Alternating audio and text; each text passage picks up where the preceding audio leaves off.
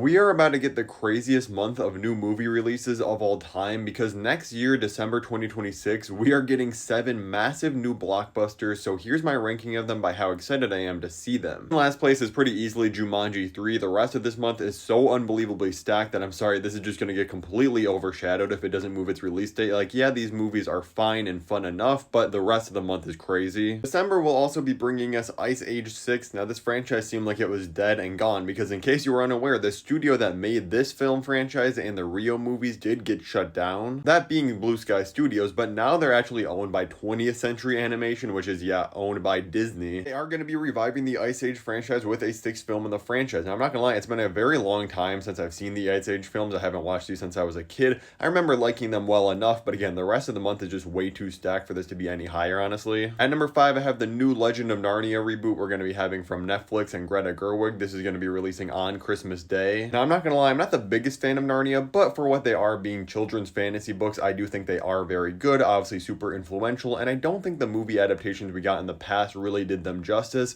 So I think bringing in Greta Gerwig right off of Barbie is a great decision. Now, I'm not gonna lie, looking at the casting for this movie is going to give you severe levels of whiplash because you got real heavy hitter, incredible actors like Carey Mulligan, Daniel Craig. We got Meryl Streep going to be voicing Aslan, the God Lion. That's absolutely insane. And then you move down a little bit and you have Charlie XCX in talks for the White Witch. Has she ever acted once in her life? I don't think so. They're probably just casting her because she's famous and gonna bring people's eyes to this project, especially since it's on Netflix. And number 4, I have Shrek 5. Now, unfortunately, Shrek does not look like this anymore. Because if you remember the drama from a few months ago when they revealed the first look at Shrek, yeah, I'm not a fan of this new model. It just looks so weird and off to me. I'm sure I'll get used to it by the time the movie's out and I've seen it in a few more trailers, but I honestly just think the older model looked better somehow. I'm not gonna lie, I'm not the biggest fan of the Shrek franchise. Like, obviously the first 2 are very good films, but the 3rd and 4th ones really fell off the rails. Like, there's some funny moments, but really not great movies whatsoever.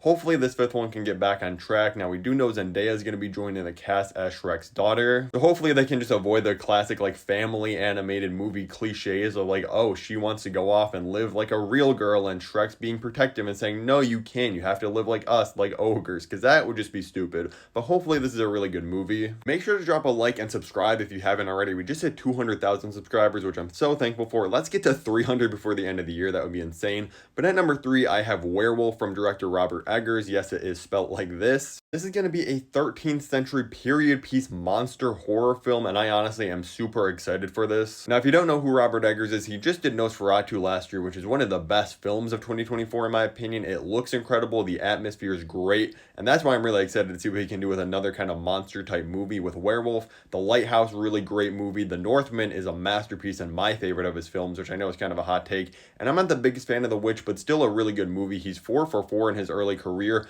I guarantee you he's going 5 for 5. This movie's going to be a banger. And number 2, I have to go with Avengers Doomsday. I'm obviously a huge MCU nerd and sucker for these films, even though a lot of them have been really mediocre lately. But I still have hope they're going to pull off something incredible with this film. Now, if I'm being honest with myself, Werewolf will probably be a better movie than this. It's like, while I am excited to see all the OG Fox X-Men, I really think this is going to mess up the movie and make it really unfocused on so many different characters. I'm hoping that the Russo brothers have a great plan because they have not missed in the MCU. All their films that they've done, The Winter Soldier, Civil War, Avengers Infinity War, and Endgame have been incredible. Those are like all of my top 5 favorite MCU movies. So I do think while it does seem like an impossible task to make a coherent film with all these different characters from different universes explaining why Robert Downey Jr. is playing Victor Von Doom instead of Iron Man in this universe, I think they're going to pull together something that's going to be a once-in-a-lifetime event, hopefully. Because I'm not going to lie, if this movie isn't amazing and flops in any way, shape, or form, you can just kiss the MCU goodbye and we're going to get like a full reboot if this thing is a mess, because they need this movie to be amazing and get people's faith back in the Marvel Universe. And I'm very glad they did delay it to December instead of May of 2026.